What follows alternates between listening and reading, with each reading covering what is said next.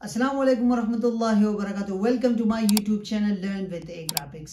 आज लाया हूँ आप लोगों के लिए अरबिक डिजिटल कैलीग्राफी की क्लास नंबर 7। क्लास नंबर 7 में हम पढ़ेंगे शेप टूल और शेप बिल्डर टूल। तो टाइम ज़ाय किए बगैर चलते हैं अपनी स्क्रीन पर और शुरू करते हैं। क्लास नंबर 6 में पढ़ते हैं शेप टूल और इसके अलावा शेप बिल्डर टूल। यहाँ पर मैंने ये लिखा है कैलीग्राफी में जीम को मैंने लिखा है। इंशाल्लाह ये सब कुछ क्लियर हो जाएगी जब हम आगे जाएंगे कैलीग्राफी पे काम करेंगे, तो इंशाल्लाह ये भी क्लियर हो जाएगा कि किस तरह मैंने जीम को यहाँ पर लिखा है। तो स्टार्ट करते हैं शेप टूल को। यहाँ पर सबसे पहले आपने यहाँ पर आना है। यहाँ पर आप जब राइट क्लिक करोगे तो यहाँ पर है मेरे पास रेक्टेंगल टूल। तो रेक्टेंगल टूल को आप जब उठाओगे तो ये हमारे पास एक शेप आप आसानी से कर सकते हैं। अभी तक मैं शेप वगैरह डायरेक्ट सिलेक्शन टूल में भी ये मैंने शेप लिया था, और इसके अलावा सिलेक्शन टूल पे भी मैंने लिया था, एंकर पॉइंट टूल पे, पेन टूल पे भी लिया था। अभी मैं यहाँ पर इसकी जो है वो स्ट्रोक पेल ओपन कर रहा हूँ। तो मैंने पेल को ओपन कर दिया है। ठीक है, ये शेप मैंने जो मतलब कि मैनुअली मैंने शेप डिज़ाइन किया है।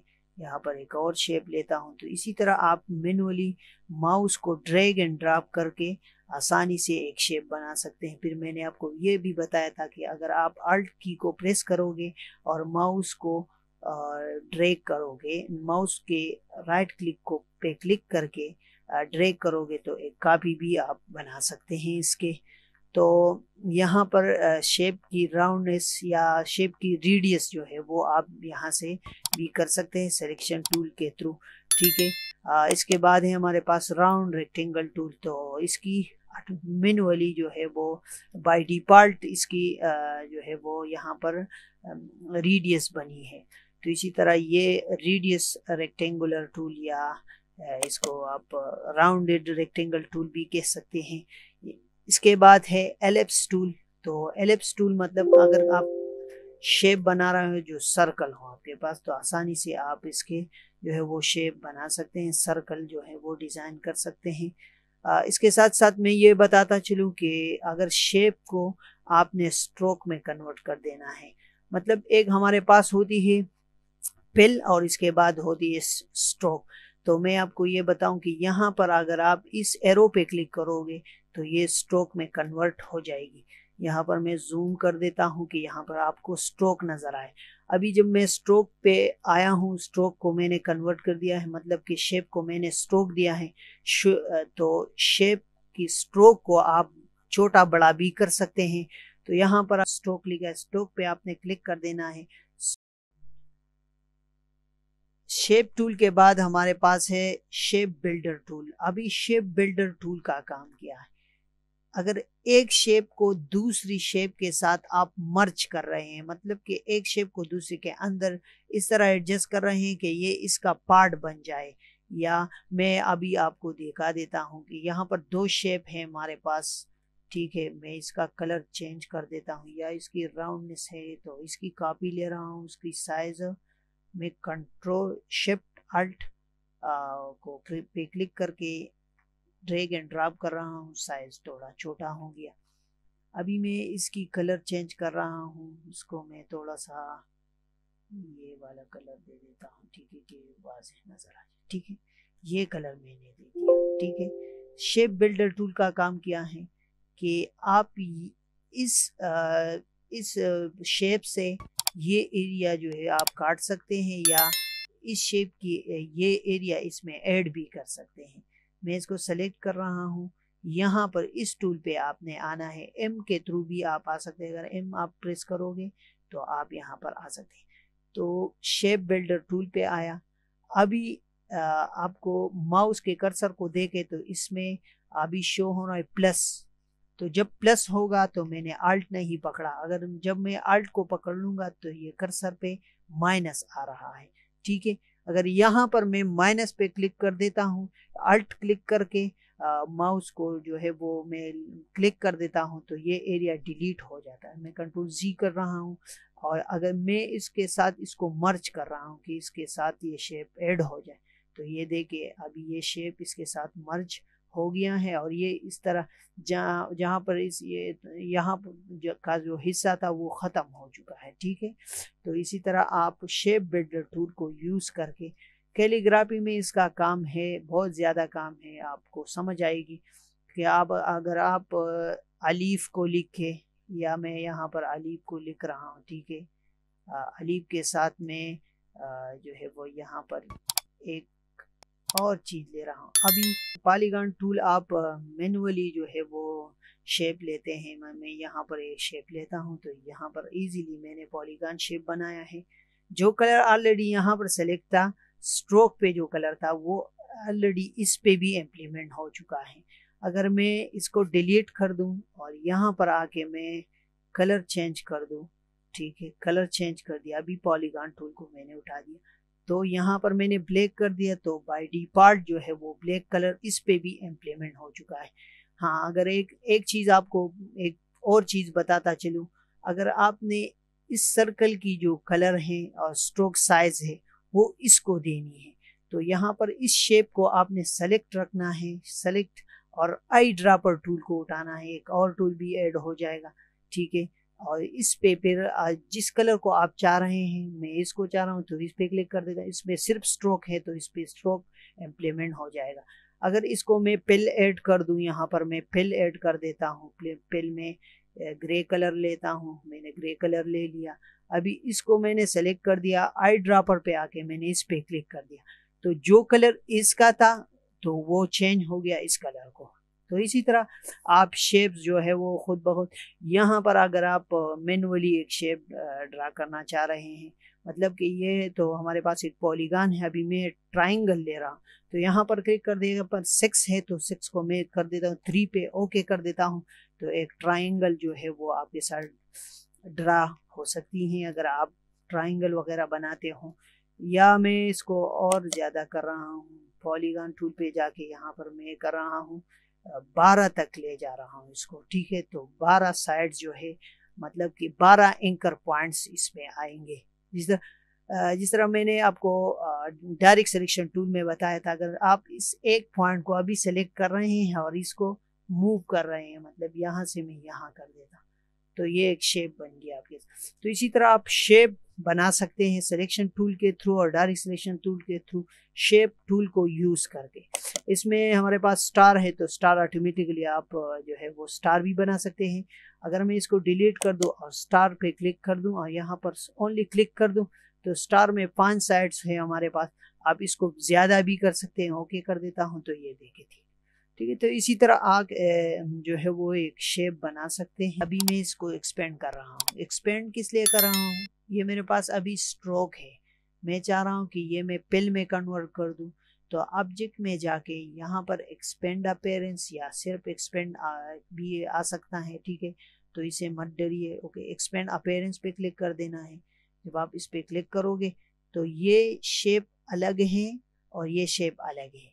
अभी मैं इन दोनों को मर्ज कर रहा हूँ, फिर इसकी सेटिंग कर रहा हूँ। मैं सेलेक्ट कर देता हूँ। ठीक है, सेलेक्ट कर दिया, शेप बिल्डर टूल पे जाके मैं इसको यहाँ से ड्रैग एंड ड्रॉप कर देता हूँ, तो ये इसके साथ अभी एक शेप बन चुका है, इसके साथ मर्ज हो चुका है। अभी मैं इसकी सेटिंग कर रहा हूँ, तो मैं कर्वेचर टूल पे जाके इसकी सेटिंग कर रहा हूँ। ठीक है, कि इसमें थोड़ा खूबसूरती पैदा करूँ। तो इसी तरह आप जो है वो शेप को दूसरे के साथ मर्ज करके सेटिंग इसकी कर सकते हैं। ठीक है, तो अभी अगर आप इसको डिलीट करना चाह रहे हैं तो शेप बिल्डर टूल पे आके दोनों जो फाइल्स है, आप इस पे शेप बिल्डर टूल का काम कर रहे हैं तो दोनों सेलेक्ट होना चाहिए। ठीक है, मैं 2 को सेलेक्ट कर रहा हूँ, अगर 2 से ज़्यादा हो तो भी कर सकते हैं। इसको डिलीट कर रहा हूँ। ठीक है, इसको भी मैं थोड़ा सा आगे की तरह ले जा रहा हूँ। ठीक है, तो ये देखिए ये शेप अभी इस तरह बन चुका है। ये एरिया जो है ये डिलीट हो चुका है। अगर इसका साइज में थोड़ा सा छोटा कर दूं, इसके अंदर लेके आऊं, तो यहाँ पर ये शेप डिलीट हो चुका है। ठीक है, यहाँ पर एक बात और बताना चाह रहा हूँ, अगर आप इस शेप को जो है अभी अगर देखें तो ये शेप इसके ऊपर है, अगर आप इस शेप को जो है वो इसके पीछे लेके जा रहे हैं। तो शेप को सेलेक्ट करके आपने यहाँ अरेंज पे आना है, ब्रिंग टू बैक कर देना है। ठीक है, तो ये देखें अभी ये इसके ये शेप जो है दूसरी शेप के ऊपर आ गया है। तो इसको मैं बैक पे ले जा रहा हूँ, ट्रांसफॉर्म सॉरी अरेंज पे जाके आपने सेंड टू बैक कर देना है। तो इजीली ये शेप इसके ऊपर आ चुका है। ठीक है, तो इसी तरह आप शेप बिल्डर टूल को यूज़ करके इसकी कैलीग्राफी में बहुत ज़्यादा काम है, आपने इस पे प्रैक्टिस कर देना है। ठीक है, अल्ट के ज़रिए आप डिलीट कर सकते हैं, मतलब कि अगर शेप 2 सेलेक्ट किए हैं, यहाँ पर मैं शेप ले रहा हूँ, एक और शेप ले रहा हूँ। ठीक है, अभी मैंने तीनों को सिलेक्ट कर दिया, तीनों को सिलेक्ट करके मैं इस एरिया को जो है वो डिलीट कर रहा हूँ। ठीक है, इसको भी डिलीट, अल्ट प्रेस करके यहाँ पर क्लिक कर दिया, इसको भी डिलीट कर रहा हूँ, इसको इसके साथ मर्ज कर रहा हूँ। तो ये देखिए ये अलग शेप है, ये अलग शेप है, लेकिन ये जो तीसरा था वो तीसरी शेप ने ये काम कर दिया कि इसको इस एरिया को डिलीट कर दिया और इसकी इस एरिया को डिलीट कर दिया। तो आप ऐड भी कर सकते हैं। अगर मैं इसको इसके साथ मर्ज कर दूं तो यहाँ पर मैं लेके आ रहा हूँ। ठीक है, सेलेक्ट करके यहाँ पर से मैं मर्ज कर देता हूँ। ठीक है, तो आसानी से आप मर्ज करके एक शेप बना सकते हैं। ठीक है, अभी मैं एक थोड़ा सा प्रैक्टिस कर दूँ, इसकी कोई शेप बना देता हूँ। ठीक है, मैं यहाँ पर ले लेता हूँ, यहाँ पर ये शेप ले लिया, ये शेप ले लिया। उसके बाद मैं जाता हूँ डायरेक्ट सिलेक्शन टूल पे, इस 2 पॉइंट को सेलेक्ट करके इसको रेडियस देता हूँ। ठीक है, रेडियस दे दिया। इसकी एंगल आप जो है वो चेंज भी कर सकते हैं। मेरे ख्याल में सिलेक्शन टूल में मैंने नहीं बताया, अभी बता रहा हूँ कि आप जो है वो मतलब कि एंगल भी चेंज कर सकते हैं।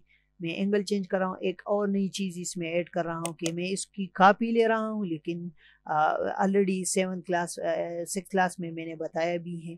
तो मैं ट्रांसफॉर्म कर रहा हूँ, ट्रांसफॉर्म करके मैं रिफ्लेक्ट कर रहा हूँ। ठीक है, कॉपी ले रहा हूँ। ठीक है, तो ये कॉपी मैंने ले लिया। अभी शेप बिल्डर टूल का काम क्या है, मैं इसको थोड़ा सा अरेंज कर रहा हूँ। अलाइन पे आके मैं यहाँ से, अलाइन पे भी एक क्लास होगी इंशाल्लाह, मैंने अलाइन कर दिया। ठीक है, अभी मैं शेप बिल्डर टूल पे आके इस एरिया को डिलीट कर और इसको भी डिलीट कर रहा हूँ। ठीक है, तो यहाँ देखें और इस पे मैं क्लिक कर देता हूँ कि ये अलग सी एरिया बन जाए। ठीक है, ये देखेंगे। ठीक है, इसी तरह मैंने शेप बिल्डर टूल को यूज़ करके 2 शेप से एक हार्ट बना दिया। ठीक है, इसको मैं कलर्स दे देता हूँ, कलर इसको मैं चेंज कर रहा हूँ, इसको ये कलर और इसको ये वाला कलर दे देता हूँ। ठीक है, और इसको बस इसको यहाँ पर छोड़ देता हूँ। ठीक है, तो इसी तरह मैंने दिल को बना दिया।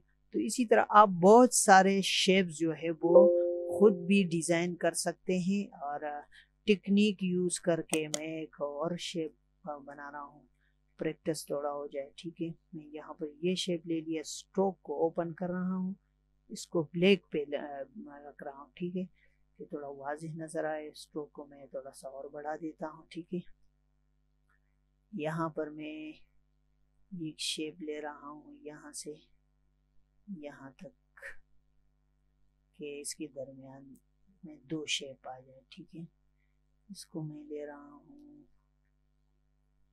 यहाँ तक कि सर्कल के दरमियान तक आ जाए। ठीक है,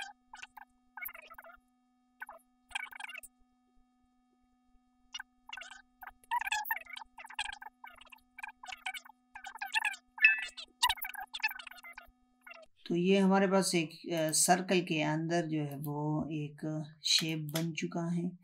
मैं ड्रॉपर लेके इसको ये कलर दे देता हूँ, तो देख ले आप। ठीक है, तो इसी तरह आप जो है वो शेप बिल्डर टूल और शेप को यूज़ करके बेहतरीन डिज़ाइन बना सकते हैं। शेप को यूज़ करके आप अपनी कैलीग्राफी को बैकग्राउंड भी दे सकते हैं, बैकग्राउंड की फिर ओपेसिटी भी चेंज कर सकते हैं, इस पे भी बात होगी इंशाल्लाह। आगे 2-3-4 टूल बाकी हैं, इसके बाद हम कैलीग्राफी की तरफ आएंगे। तो कैलीग्राफी की तरफ आएंगे तो इंशाल्लाह 2-3 क्लासेस में आपको सारी कैलीग्राफी क्लियर हो जाएगी। जब आप ये टूल सीखोगे इंशाल्लाह तो सब कुछ क्लियर हो जाएगी। आज के लिए ये क्लास काफ़ी था। हाँ, अगर आपने अभी तक हमारे चैनल को सब्सक्राइब नहीं किया, हमारे चैनल को सब्सक्राइब कर दे और बेल आइकन को दबाए ताकि नई वीडियो की अपडेट आप तक पहुंच सके। अस्सलाम वालेकुम वरहमतुल्लाहि वबरकातुहू।